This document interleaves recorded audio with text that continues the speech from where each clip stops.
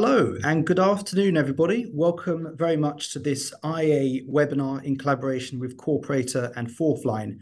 It was great to see so many registrations for this important topic, which is, of course, the reporting and measurement of operational resilience and the role of mapping, strategy and data in supporting that. This is a topic that we've discussed many times and in great detail at our IA Operational Resilience Committee. And I think it's fair to say that this is an area where best practice is still emerging. So I think the timing of this webinar couldn't be more appropriate. So today we'll be doing a deep dive into this area. So I think we're at the time now where I'll hand over to our expert speakers who will be taking us through the rest of the webinar. I'll hand over to Scott Bridgen and Dan Waltham. Wonderful. Thank you very much, James. And hello, everyone. I'm Scott Bridgen, Vice President here at Corporater. Spent the last 28 years across risk and compliance. Dan? Yeah, I'm Dan Waltham. Hi, everyone. For those of you that I haven't spoken to before, I'm Director at FourthLine. We're a risk, resilience and regulatory consulting firm. We've been supporting UKFS businesses now for about 15 years. Last 5 of those have been much more focused in on resilience and supporting disciplines, third-party risk, BCM, ITDR, and of course, more recently, DORA. Looking forward to today's conversation. Back to you, Scott. Wonderful. Thank you very much. And next slide, please. So today we are talking about the reporting and measurement of operational resilience. Now, there was a lot of different areas we could have focused on, but we really wanted to condense it down because an hour, unfortunately, never seems to do these kind of topics any justice. So if you do get an opportunity to go to the event on the 3rd of July, I'd strongly recommend you do so, and you can have a further chat with Dan and myself if you would like to cover any of these in a bit more detail. However, we're going to go over fundamentally what is the role of mapping, and what does it mean, and why is it important? The importance of a good resilience strategy and what that can look like. Fundamentally, the data problem. It's one of the things that comes up all the time, and we're going to dive into both too much data or a lack of data. Seems to be a problem consistent in every GRC conversation I think I've ever come across over the years. And then lastly, measuring resilient outcomes. What does that look like? How do we do it? And more importantly, what should we do? Plus, during the course of this, as James mentioned, the questions that have already been posed, we will be answering during the course of this. So hopefully it will be covered. However, if you do have any additional questions, we'd like to keep this interactive and we'll be keeping an eye on the chat. So please let us know if there are any sort of additional things that you would like to know. And we've got a couple of additional questions that we're going to dive in a little bit deeper towards the end of the session. So without further ado, let's move to the next slide and let's talk about mapping. So Dan, can you walk us through why is mapping important and more importantly, what should we be doing with it?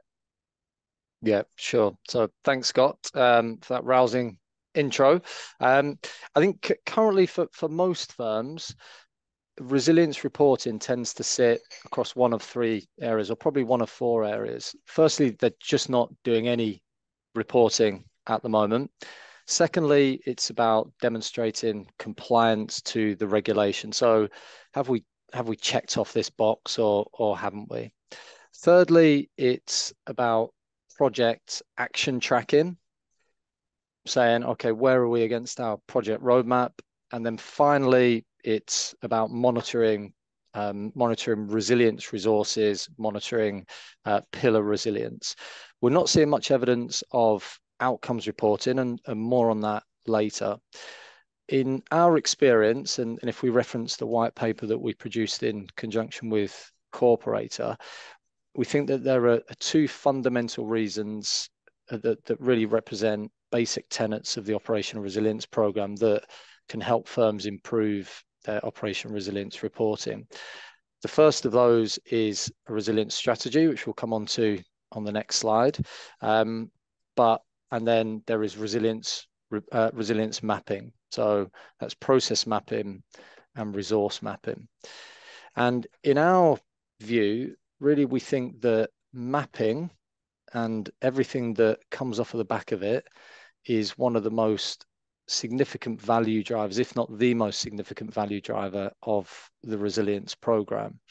Really, when you think about it, it links all aspects of the program together. So if we take these snazzy diagrams down here, we've got IBSs here, process mapping, and resource mapping here. If done properly, these activities start to feed some of these initial value drivers of the program. I expect most firms to have these in place at the moment, but mapping allows you to identify single points of failure. It allows you to identify threats, carry out a vulnerability assessment. It supports identification of program dependencies. And then if you take those things through into a little bit more detail, you can conduct resilience risk assessments. Without this activity, which is obviously fed by mapping, it's very hard in our view, in our experience, for firms to develop a meaningful resilience strategy. And that's either an overarching strategy, or that's individual resilience strategies which look to improve the resilience of pillars or resources. Without these resilience strategies, it's hard to set standards, it's hard to set controls. And without meaningful standards and controls, really we're seeing resilience reporting and therefore decision making through governance lacking some degree of meaning, I would say. I think mapping also helps to target program improvements, program investment, and program remediation. One of the issues we see beyond reporting is if firms don't have resilience strategies in place, if they haven't mapped properly, if they don't know where their vulnerabilities are, then the program tends to get stuck in this sort of self-assessment IBS death spiral where firms are continually looking to tweak the IBSs year on year, figure out if there's been any material change, update the self-assessment, but not in any significant way. So yeah, that's probably a good place to move on to the next slide around strategy. Thanks, Daniel. I think let's keep the strategy simple. I think will be the first thing we say. So we're often brought in to support firms, or often asked to engage with firms where engagement with resilience in general is fairly low. It's just another project, just another thing to do. It's the same as BCM, isn't it? Where trust in the data that's being produced is pretty low. And then firms are asking us to improve engagement and help create meaningful reporting that's going to engage the business. Our question is always, what do you mean by meaningful reporting? And it's always thrown back to us, well, what do you mean by meaningful reporting? So I think in our view, the first, probably two things. The first thing is it's to be able to answer the question, rather than are we resilient, it's the question should be, how resilient are we? Or are we as resilient as we want to be? Or are we as resilient as we need to be? Or all of the above. And so your reporting should reflect that, or should answer that question for you. I think secondly, it's about being able to evidence how resilience is being proven in the organization. It's about being able to take the information presented in the reports and make evidence-based decisions and justifications off of the back of that data, and which reflect the real data. And in our view, the strategy kind of supports all of those activities. We often call it, it's a bit cheesy, but we often call it the program North Star. So it's the thing that keeps guiding the program. It's the thing that prevents you getting in this IBS self-assessment death loop, along with a death spiral, along with mapping. I have a question. Yeah, go on. This death loop that you mentioned, how, for any of the listeners out there, how would they break that cycle? What would be the first step you would recommend to break that cycle if they're currently doing that? Yeah, on the perfect slide. So it would be to set a strategy. I think when you think about it logically, the strategy, what does it do? It defines your resilience objectives. It defines your resilience expectations. it should, if done properly, it should be set by the top management or the board of an organization. So that does two things. It sets the tone for culture. It helps embed a good resilience culture. It also helps create buy-in. Second to that buy-in is if you can link it, which you should, to business objectives, corporate strategy, so that resilience outcomes, your resilience objectives, are directly reflected in corporate strategy and corporate objectives. And then finally, it produces an articulation of a target level of resilience. What's your aspiration when it comes to resilience as an organization? Lots of things can feed that, feed that target level: resilience, risk appetite, investment appetite, how complex your firm is, how complex your products and services are, the scope and scale of the organization. But once you've set this target level of resilience, once you understand your current level of resilience, you can start reporting on this gap, and you've got actually a benchmark to measure your IBS resilience, pillar resilience, or resource resilience against. The gap also directly feeds the investment down here. That could be pounds and pence investment. It could mean hiring. It could mean just investing in creating workarounds. Okay, interesting. And one other quick question before we move on to the next slide. Mm-hmm. Just how would you describe, given the fact that you've spoken to so many customers about this, how would you describe the current level of maturity out there? Just for anyone that's listening, thinking, well, we might be a little bit stuck. So what does the current general level of maturity look like at this point? In terms of reporting or resilience more broadly? I would say in terms of reporting, so the initial part of actually setting that strategy and that side of things. Yeah, I think it's probably fair to say it's a work in progress. I would say we've in the course of creating the white paper, we analysed specifically 30 firms and their reporting, and probably spoke to 60 or 70 in total at various forums, events, and via meetings. And I think the response is fairly mixed. For the larger firms, I would say they're certainly more ahead of the game than most, but there's even some challenges there. We presented at the CMORG, the Bank of England's working group on operational resilience. They have a subgroup specifically on resilience reporting, and ourselves, along with some other consultancies, were invited over a period of weeks and months to present our ideas around reporting. And that was as recently as the end of last year. So I think it would be fair to say level of maturity is up and down, and I think it's a work in progress for many firms. Absolutely. And that white paper that Dan just references is available on the Corporater website, the FourthLine website, and the IA website. Next slide, please. Thanks, Scott. Data. Yeah, indeed. I think I'm going to use this as a holding slide rather than walk through all of this. I think to ask myself a question: what sort of clarity are we looking to gain from firms when they ask us to come in and support their programs? What sort of clarity are we looking to gain from them around their data usage? And it probably partly answers your previous question around maturity. We probably look at one of four areas. The first is, what's the data doing in the report? What analysis has taken place to say, right, why is the data here?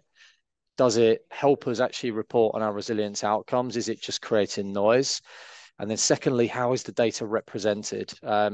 We've seen lots and lots of very narrative-driven reports. I'm not sure if that's as a result of the nature of the self-assessment document, but we've seen lots of narrative-driven reports where graphics are at a minimum and the data is very hard to penetrate and analyze.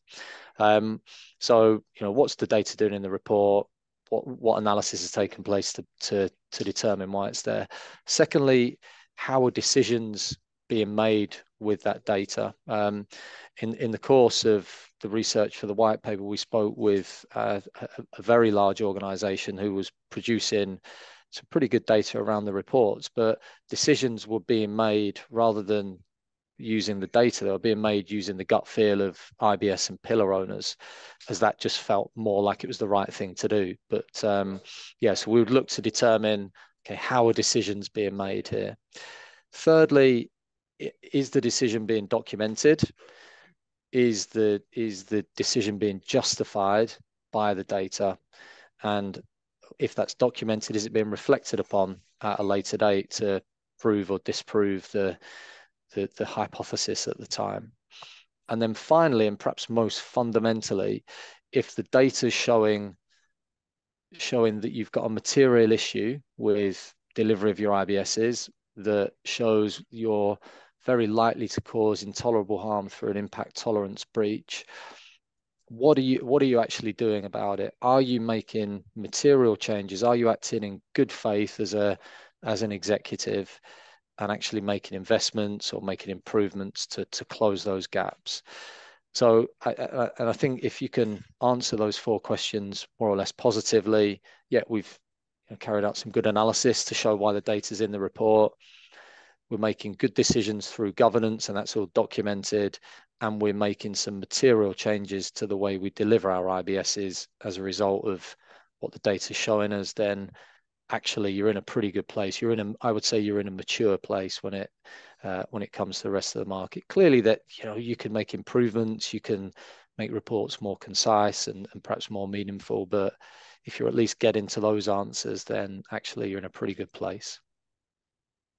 Quick question.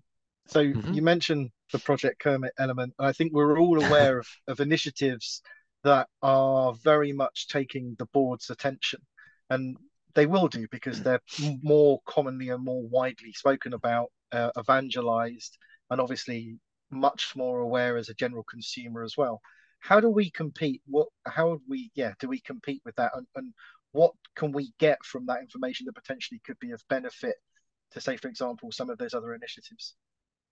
Yeah, certainly. So I think Project Kermit, I think, is we talk about it a number of times in the white paper, this race to green, which means that people are skipping over a lot of resilience reporting in order to close vulnerabilities and close gaps.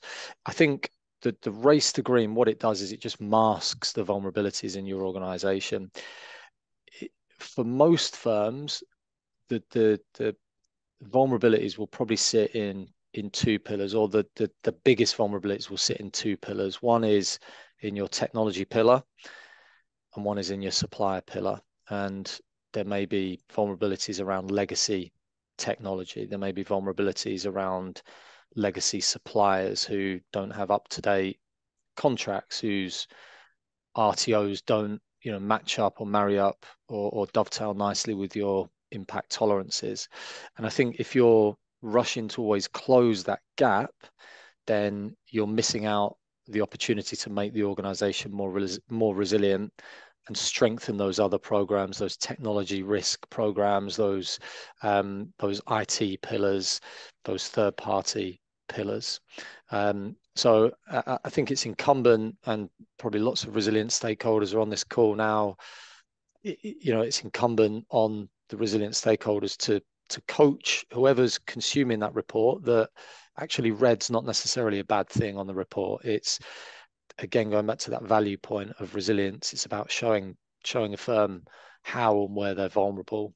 And if you're showing that in a report on a regular basis, then at least everybody's aware and you can make decisions around that, whether it's to invest, remediate, or risk accept.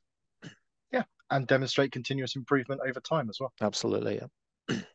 Absolutely. Next slide then. So, too much data.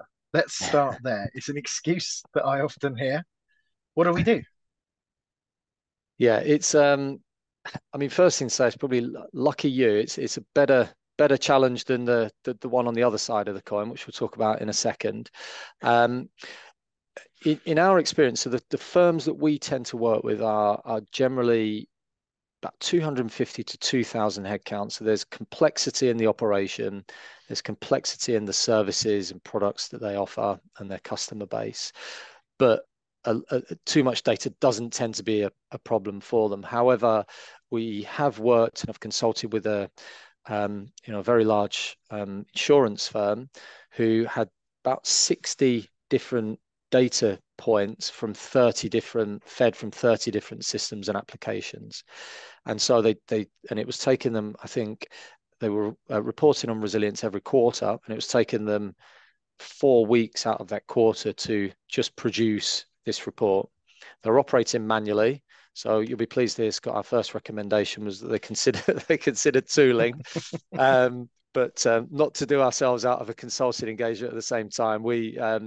These were the recommendations we suggested. So firstly, it went back to that point around mapping. So I think they weren't being particularly explicit with the data and information that they required from the owners of those systems to reflect their resilience. And the reason that they weren't able to be explicit is because they hadn't mapped to a granular enough level. They hadn't identified really specific resource dependencies down here at this layer. So that was the first thing that we encouraged them to do. I think we then encouraged them to start thinking about setting minimum standards or minimum resilience requirements, some of which are listed here, and then asking for data, requesting data against those minimum resilience requirements. And what that did is it just really reduced the volume of data that was coming through. It just wasn't as voluminous. I think the next thing we did to help them reduce data flow, and this was a little bit more complex. The first thing took a while, but it wasn't that complicated.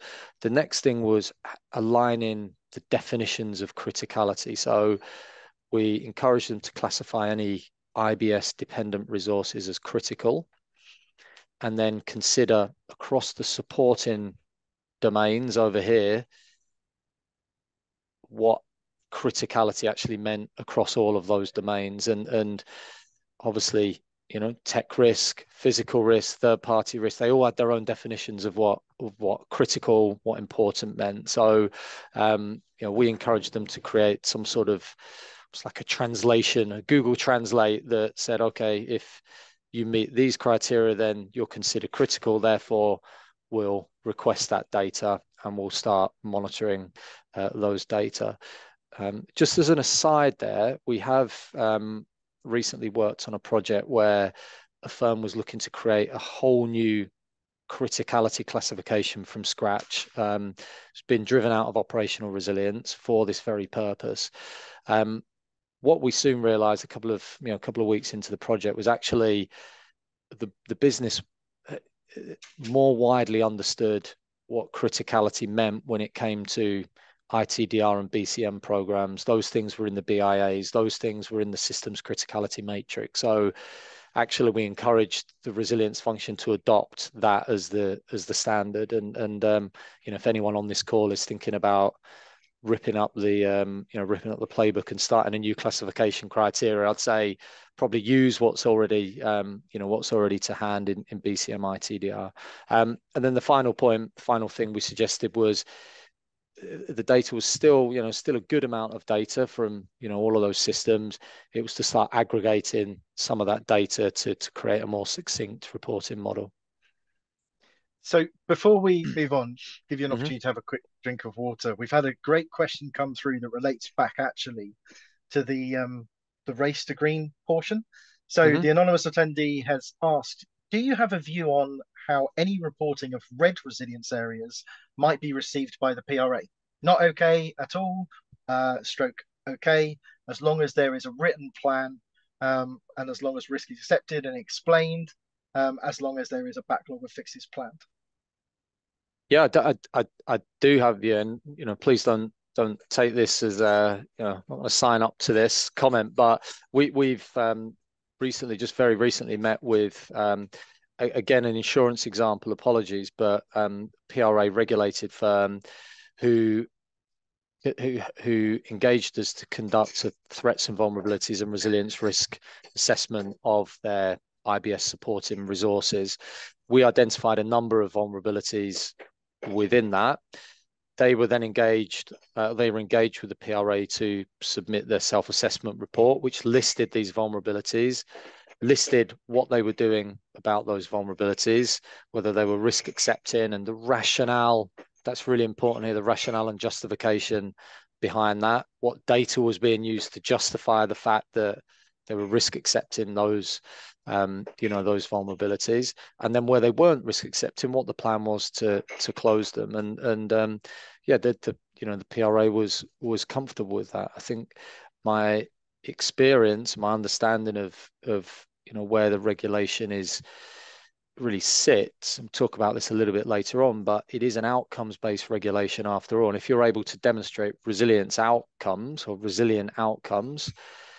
part of that is probably knowing, understanding your vulnerabilities, and knowing, knowing what you need to do about that, what controls you need to put in place, or what investments need to happen. So I think providing you're documenting it, providing there's some rationale around the decision, providing it's not really a major risk that is going to potentially impact the market, impact your safety and soundness, then I think they will be absolutely fine with that position. Wonderful. Thank you very much. Right, let's go to the flip side of the coin. Next slide, please. Too little data. Yes, too little data. So this is where we tend to get called in, and these firms do face an altogether different challenge.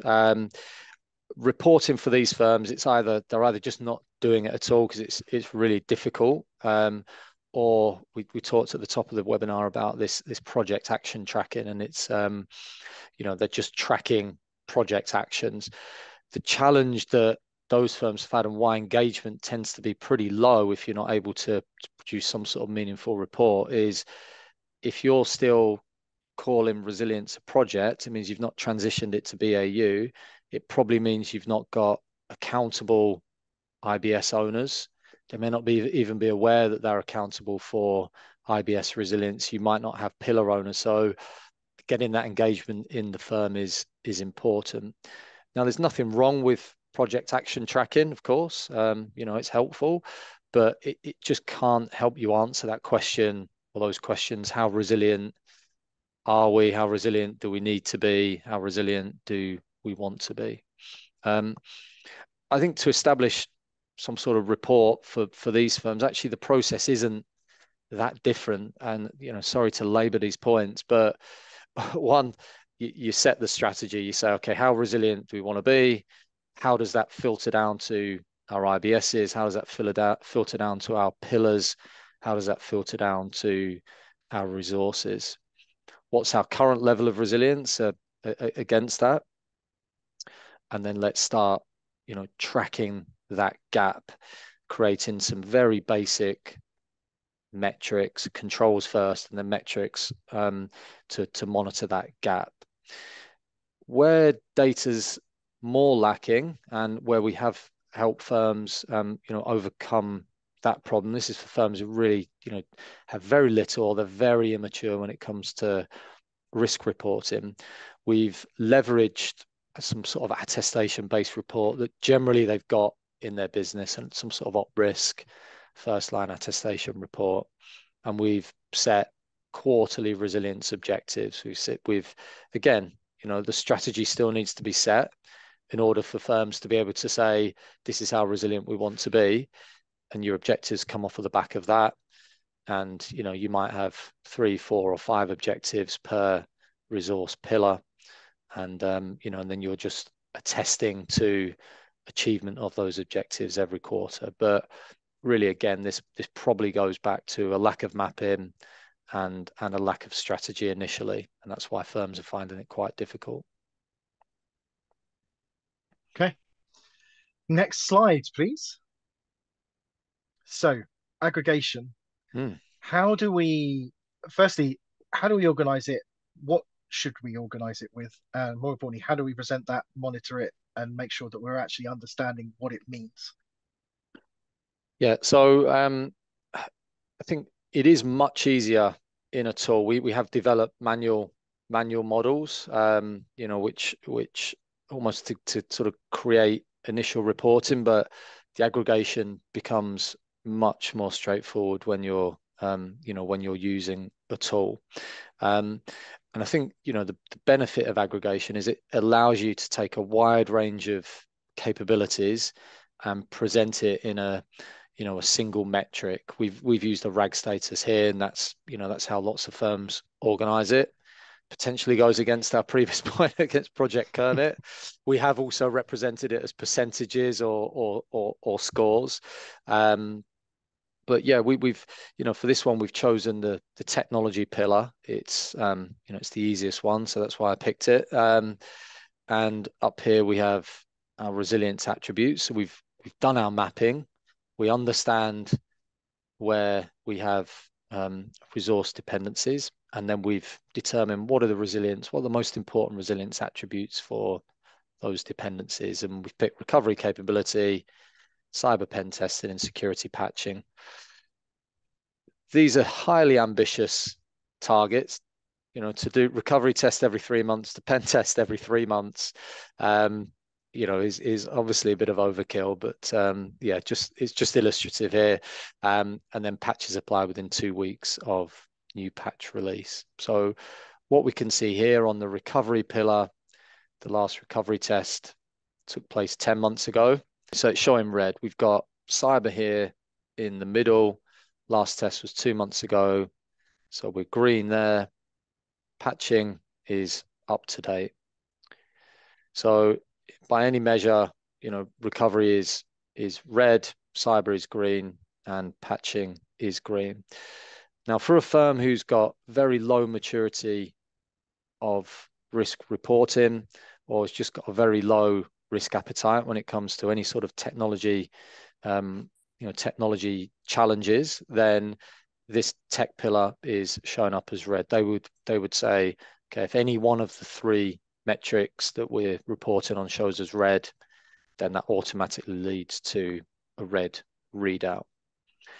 In an aggregated model, that's slightly different. So to illustrate the example here, let's say a firm thinks that recovery capability accounts for 20% of resilience attribute for that resource.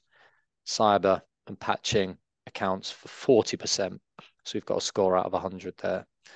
The firm says that any score above 90% is green, any score below 70% is red, anything between 70 and 90 is amber. So we've got cyber and patching, 40% each or 80%. So the technology pillar is amber. That doesn't mean that no activity and no action takes place, obviously, against the red in that, but because of the analysis that's taken place by this firm on the resilience attributes of that pillar, they know that recovery is not fundamental to the resilience of their technology pillar. It's an important part. And so, and so we'd expect probably in the next report, recovery certainly to be green. Somebody's getting a tap on the shoulder, I think, to conduct recovery testing at that point. A couple of points to say here. We've used 3 metrics. That's just to make it easy for me. Maths isn't my strong point. I think to get probably a stronger reading, a stronger sense of resilience capability for aggregation, if you're going manual, probably 4 or 5 metrics. If you're using a tool, you can go pretty far and wide with that. Obviously, the weighting of those different resilience attributes gets more complicated as you add more to them. But yeah, I'd suggest probably a wider range there. Second point to make is you can start to aggregate these up to IBS level. So let's say we've got readouts for the technology pillar, the supplier pillar, our processes. We've got readouts for people, facilities, and data. You can then weight those pillars individually to determine an overall health of your resilience health of an IBS, a red, amber, green score, or a score out of 100, however you want to do it. We have also, and that's quite helpful for board reporting, certainly. We have also been asked by one firm in particular, who we're still working through this process right now, is to aggregate the pillars up to a single score of resilience health. That is a little bit more tricky, but it's producing a single resilience metric. I think it was United Utilities wrote a very interesting paper 3 or 4 years ago on a single sort of resilience metric, a single resilience readout. And there's lots, I think, financial services firms can potentially leverage from that. Reason I got a star in here is just to address a specific question. So somebody asked a question about succinct reporting, and I think I'd probably answer it in 2 ways. One would be linking the data that you're using in your reports to your resilience strategy. So again, determining what's really important, what's the target state of resilience, and then requesting data specifically to do with those high importance resilience attributes and resilience resources. So focus your data in on that. If you're still getting, too much data through, start to think about aggregation and rolling up the metrics to create a more succinct readout. Or you could do a bit of both. So on this, to touch on the point that you mentioned previously about being able to measure additional points, as a quantitative risk mathematician in a previous life, I can strongly recommend actually using multiple points. And the great thing is tools do give the ability to basically build either a formula that we can then use for later modeling, say, for example, even further into, say, for example, scenario testing. And that's obviously something Corporator, other tools are available, can help you with. Let's come on to outcomes. Next slide, please. So on this, and it goes back to the point that you mentioned previously, actually, Dan.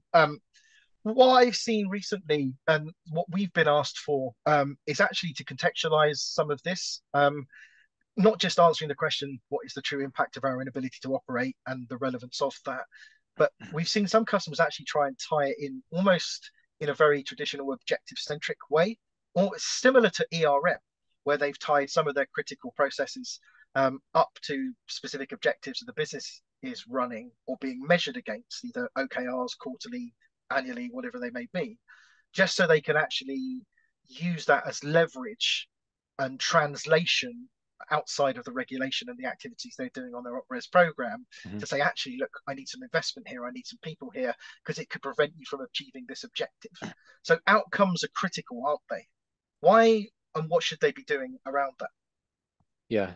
I think as you said, outcomes are absolutely critical, and as we mentioned earlier in answer to one of the earlier questions, the FCA and PRA are they're quite open. This is an outcomes based regulation, so you really need to start thinking about how to report on resilience outcomes, and then what does that actually mean to your firm. I think it is probably the final step in resilience reporting. Get reporting on your resources first, get reporting on your pillars, maybe on your IBS health. Once you've done those things, pat yourself on the back, and then perhaps start to think about about resilience outcomes. What do we mean by outcomes? I think probably some straightforward examples of how firms might determine a resilient outcome are things like major incidents that have not resulted in an ITIL breach. Number of times manual workarounds have been invoked, but impact tolerance hasn't been breached. Supplier incidents impacting important business services, for example. But it is very difficult. I think that it's not a binary exercise, and even though some of those metrics are pretty straightforward to measure, its outcomes are much more nuanced.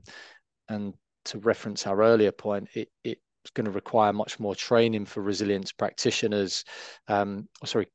Training of the executive or IBS owners or whoever's consuming these reports that, okay, we're moving to a place now where we're starting to measure resilience outcomes rather than resilience activities, or starting to monitor resource capabilities, and so that will require quite a bit of coaching, and it's probably going to require a few iterations and a few wrong turns along the way. It does mean more work. It means more monitoring, in my view. It means more testing.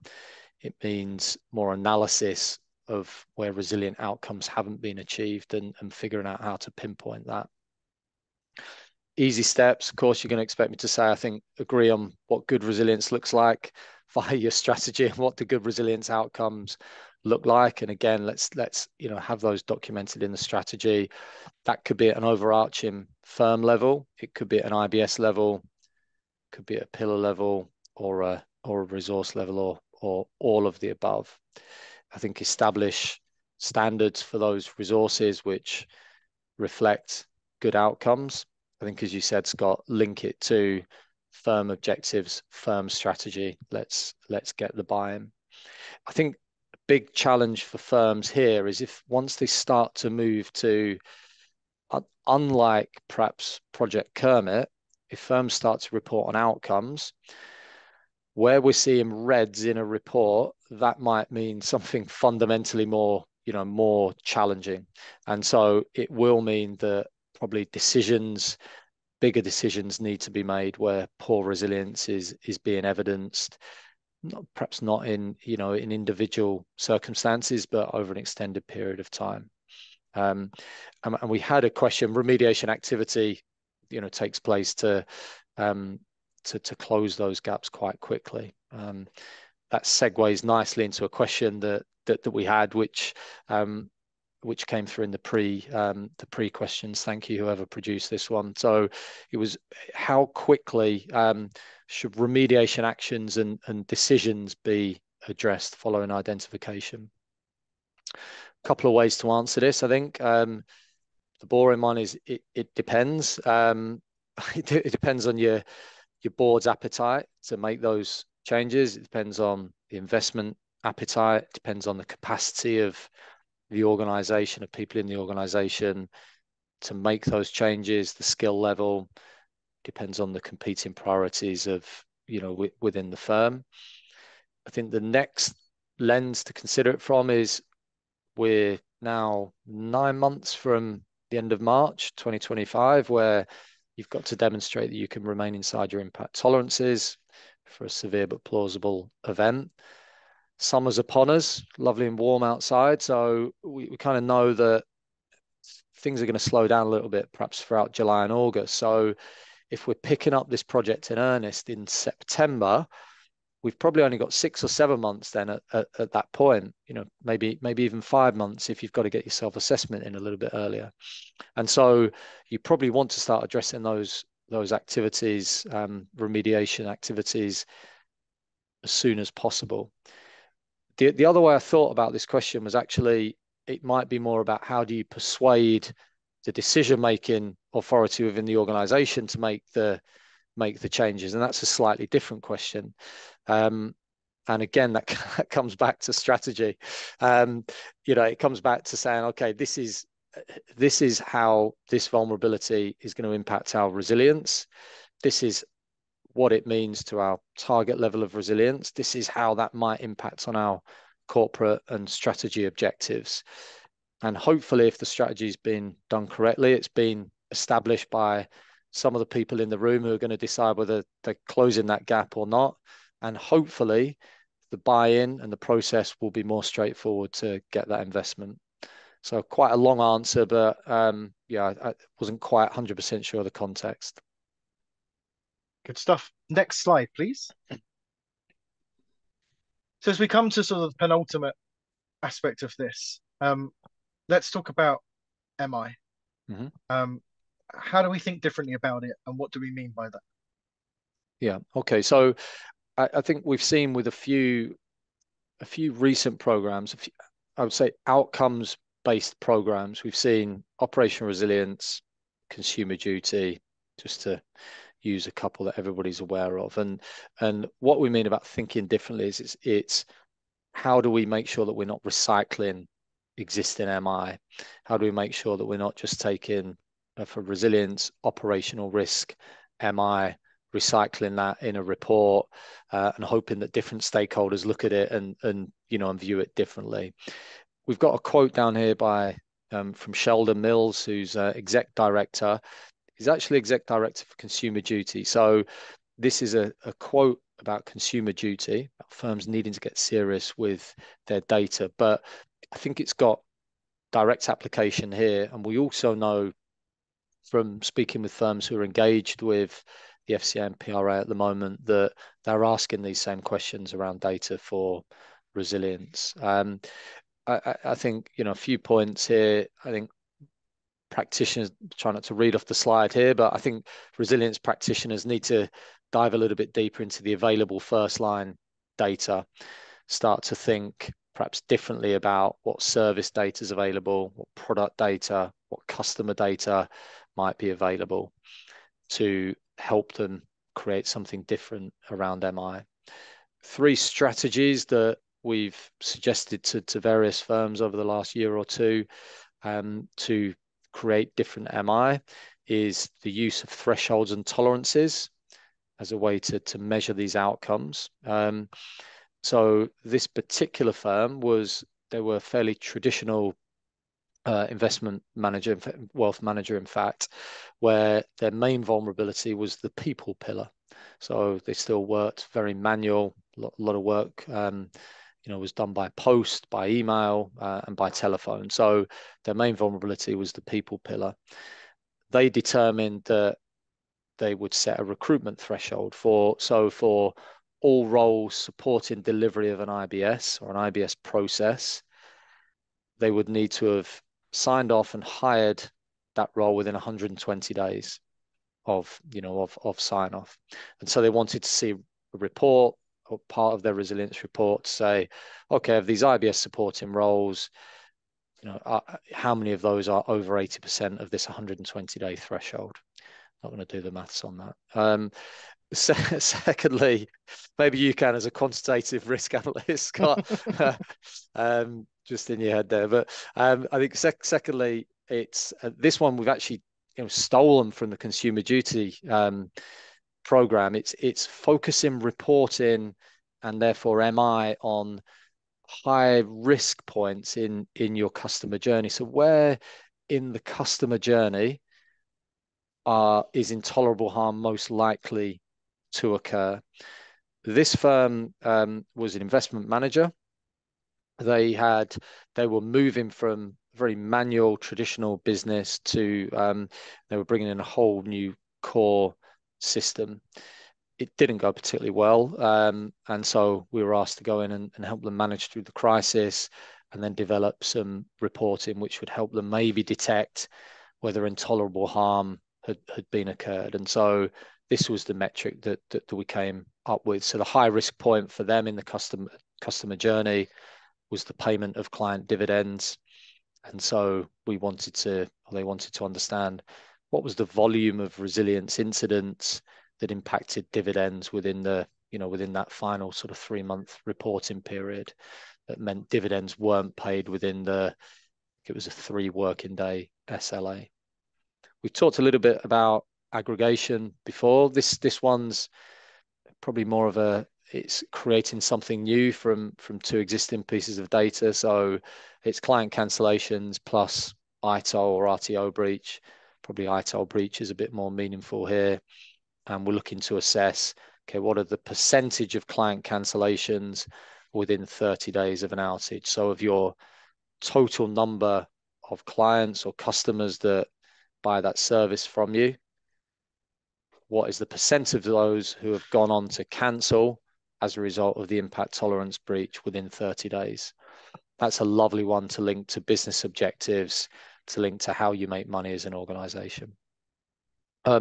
Final point, much like this measuring outcomes, this is going to take a few iterations. It's going to take some wrong turns, but I think get started on on thinking about how you can engage your stakeholders with a slightly different view of resilience. And if you're finding that your existing reports, existing data is not getting people excited or as excited as you are or Scott and I are about resilience, then you might want to just start trying something different, even if it's in a section of of your risk report. Excellent. Next slide, please. Sure. Fairly close on time. So we had actually probably 10 or 11 people asking for specific examples of MI. So this is MI that we've produced, MI that's live in client programs right now that we've created over the last 4 or 5 years, over our 30 plus engagements. What was great as well, I don't know if anybody read the Seymour white paper on resilience report, and if you haven't, well worth it. But a lot of the metrics that we've been using, the MI that we've been using or advising firms to use for their resilience program was also in that report. So good that sort of our approach was reflected in their best practice guidance. I'm going to focus on the supplier pillar to answer a specific question, which probably is fairly relevant to a lot of people on the call. So this was recommendations on metrics required to ensure resilience or to monitor resilience of single point of failure third-party vendors. So major challenge for many firms right now. I would probably be focusing on these 3 areas here. So I would be I'd break these down. So I've just rolled it up into a single metric here, but I would want to understand what percentage of SPOF vendors had documented business continuity plans, what percent of SPOF vendors had documented disaster recovery plans if they were a technology vendor, what percent of SPOF vendors had documented exit plans. Haven't actually written down here. I would then want to understand, were those, this is where you could bring in the thresholds idea from the previous slide, how many of those plans were tested, what percentage of those plans have been tested within our documented threshold period. That will start to give you a really nice idea actually of, have we got a problem in the post here? I think I would also want to understand the concentration risk, and I probably want to understand that from 2 perspectives. How many of these SPOF vendors have we got supporting IBSs across the business? And then to flip that, how many of these SPOF vendors support more than one IBS? If you're trying to get clever, if you've got the capability in the organization, you might also want to start considering what are the single points of failure, concentration risk in your 4th parties. But that's where it starts to get tricky. And then the final thing is, I think, it's understanding supplier resilience assurance. So what's the percentage of these SPOF vendors where there is resilience assurance activity outstanding, where they haven't been able to evidence their resilience to you, or where you haven't been able to go into them and get them to show you their resilience. So I would probably focus in on those areas. I hope that answers the question. Dan, this has been super insightful. As we go into the last remaining minutes, we were going to touch on some points around AI, investment priorities, and vulnerabilities, which unfortunately we're not going to be able to cover today. Just as a reminder, we will be at the IA event on the 3rd.